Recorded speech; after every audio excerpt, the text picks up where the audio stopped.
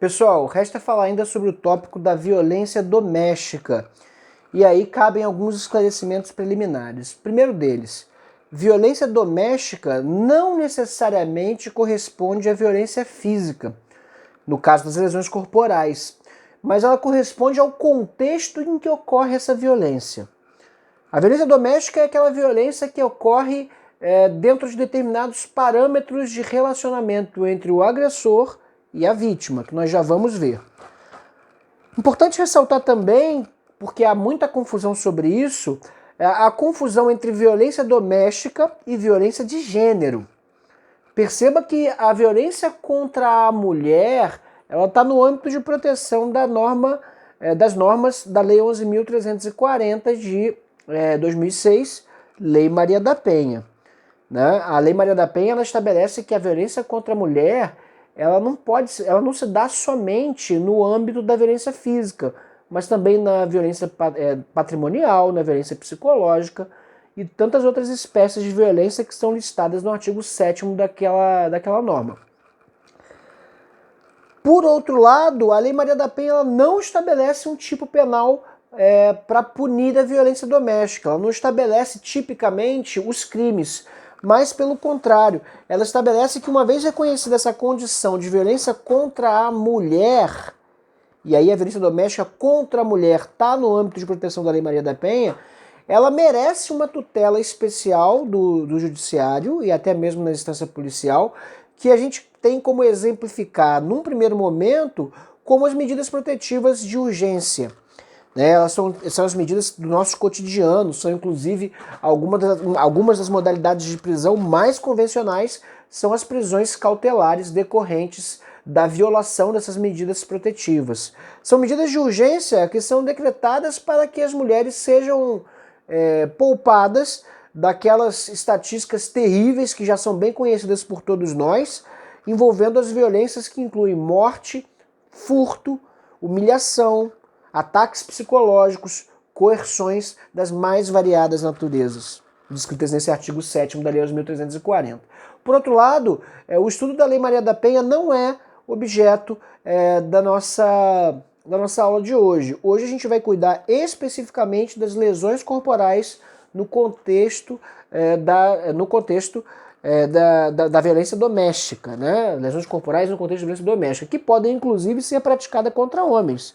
Muito embora isso seja algo que sabidamente muito mais raro. Infelizmente, há uma imensa disparidade no direito de liberdade e de segurança que as mulheres podem usufruir em ambiente doméstico. Infelizmente, essa é uma realidade não só no nosso país, embora no nosso país ela se revele muito mais grave do que em outros lugares do mundo, mas uma realidade em todo o nosso mundo, em todo o globo terrestre.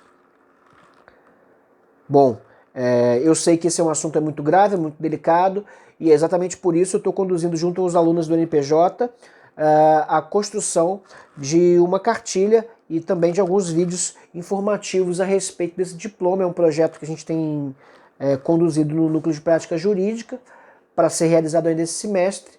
Mas como eu sei que vocês são alunos muito dedicados, muito inteligentes e desejosos de conhecimento, nesse nosso momento em que a proatividade no estudo tem sido valorizada por essas novas mídias, eu tomei a liberdade de disponibilizar uma cartilha do Senado contemplando uma grande quantidade de legislação a respeito de violência contra a mulher, inclusive tratados internacionais.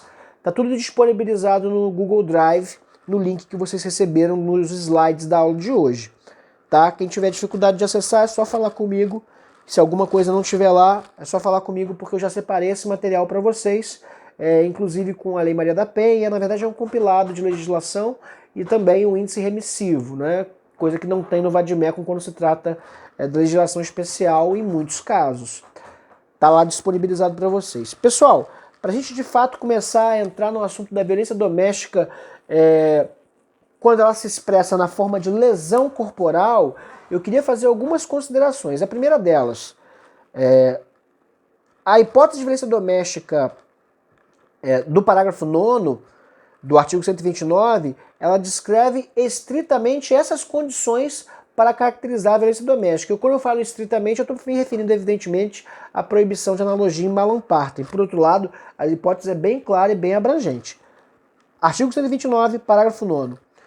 Se a lesão for praticada contra ascendente, descendente, irmão, cônjuge ou companheiro, ou com quem conviva ou tenha convivido, ou ainda prevalecendo-se o agente das relações domésticas, de coabitação ou de hospitalidade, a pena de detenção de 3 meses a 3 anos. Pessoal, percebe que está tudo no gênero masculino, né? Companheiro, né? Ascendente, descendente, embora isso aí são comum de gênero, né? Comum de gênero. Mas, por exemplo, companheiro, né? Veja que efetivamente aqui tanto faz se a vítima é do gênero masculino ou feminino.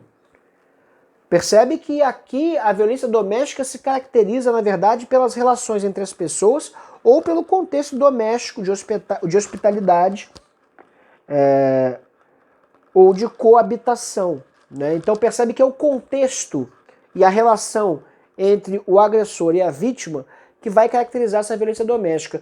E essa pena de 3 meses a 3 anos, ela está acima da máxima de 2 anos que caracteriza os crimes de menor potencial ofensivo, muito embora qualquer crime de violência doméstica contra a mulher seja insuscetível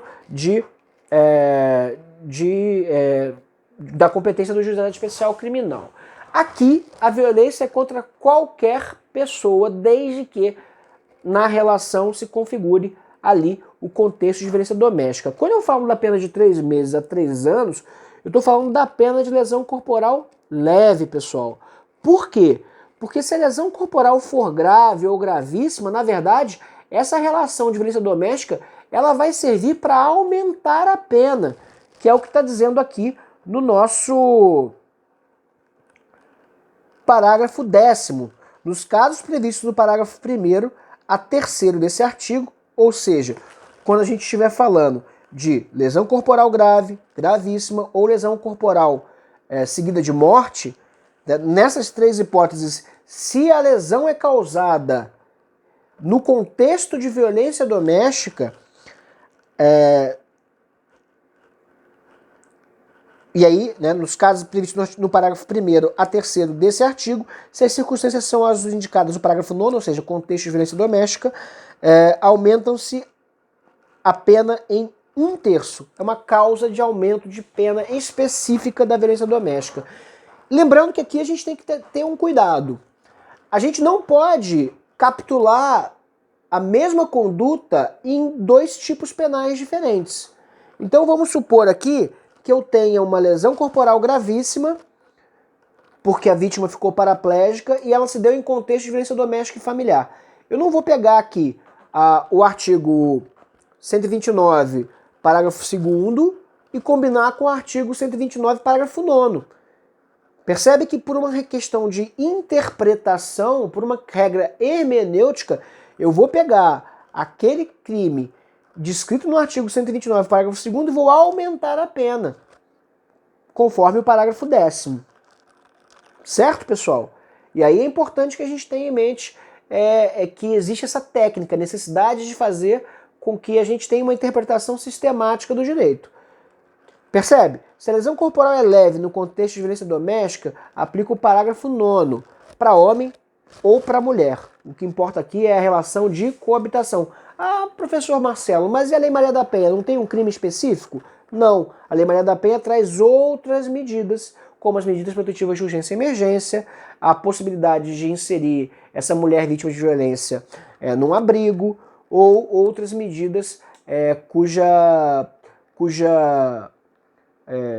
especificidade escapa à área penal, né? Na verdade, são políticas públicas voltadas para atender a mulher vítima de violência doméstica, né? Na verdade, talvez, na minha opinião, a parte mais importante dessa lei e que, infelizmente, é menos conhecida e menos levada a sério pelos nossos gestores públicos. Voltando ao tema do direito penal, tomar muito cuidado, então, com esse tipo de diferenciação. Mas a Lei Maria da Penha se aplica para homem? Pessoal, controvérsia falsa. Porque, evidentemente, se a lei é de violência doméstica contra a mulher, não posso entender que homem e mulher sejam a mesma coisa seria contrariar os significados mínimos da norma, interpretação contra legem, portanto. Pessoal, outra forma de entender aqui é que o parágrafo 11º e o parágrafo 12º, embora não relacionados aqui entre si, eles trazem causamento de pena interessante. Ainda dentro do tema de violência doméstica e familiar, parágrafo 11º, na hipótese do parágrafo 9º, ou seja, contexto de violência doméstica e familiar, desse artigo, a pena será aumentada de 1/3 se o crime for cometido contra pessoa portadora de deficiência. Importante lembrar que a Maria da Penha, que dá nome à lei, ela ficou deficiente, ela ficou confinada a uma cadeira de rodas, ela se tornou deficiente física em razão das agressões que sofria. Simbólica, então, essa inclusão aqui do parágrafo 11º. E efetivamente aqui no contexto já de 2010 para cá, quando houve aí um aumento de legislações protetivas de policiais e agentes de segurança pública, o parágrafo 2º, fugindo um pouco da lógica da violência doméstica, vem incluir também uma causa de aumento de pena do ano de 2015 com relação aos agentes de segurança, tá? Se a lesão for praticada contra autoridade ou agente descrito no artigo 142 e 144 da Constituição Federal, são aqueles que descrevem as forças de segurança pública, integrante do sistema prisional ou da Força Nacional de Segurança Pública no exercício da função ou em decorrência dela ou contra seu cônjuge, companheiro ou parente consanguíneo até 3º grau, em razão dessa condição, a pena é aumentada de 1 a 2/3. Eu não vejo muito motivo para esse tratamento diferenciado, para esse tratamento especial, mas efetivamente é o entendimento do legislador e essa causa de aumento de pena foi incluída aqui no caso da lesão corporal, da mesma maneira como foi incluída no caso do homicídio. Certo, pessoal? Bom, é isso que eu tinha para falar para vocês sobre violência doméstica. E aí, lembrando, nosso encontro remoto no Gitsi vai servir para a gente tirar as eventuais dúvidas. O tema é muito extenso, eu não pretendo exauri-lo, nem poderia, no âmbito do direito penal, porque a gente sabe que direito penal é um pedacinho do que pode se saber sobre violência. Na verdade, as raízes da violência e as consequentes soluções para esses graves problemas que acompanham a humanidade desde a noite dos tempos escapam em muito o âmbito da justiça criminal, como vocês bem sabem. Certo? Muito embora, efetivamente, esse tenha que ser o escopo do nosso entendimento. Até breve, pessoal.